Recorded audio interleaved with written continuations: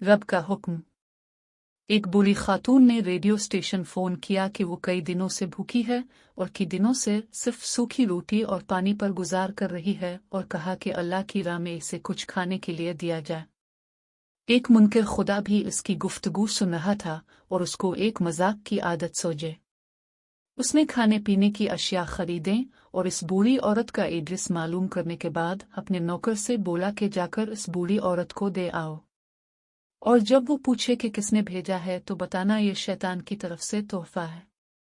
वो बूढ़ी औरत इतने ज्यादा खाने का सामान देखकर बहुत खुश हुई और जल्दी अपने घर के कोने में वो रेकेने लगी। ऐसे में नौकर ने पूछा, क्या आप मालूम नहीं करना चाहेंगी कि ये सामान किसने भेजा है? ये सुन कर दे बोली, मुझे इसकी कोई परवाह नहीं कि किसने भेजा है, मगर इतना मालूम है कि जब मेरे रब का हुक्म आता है तो शैतान भी हुक्म की तामील करता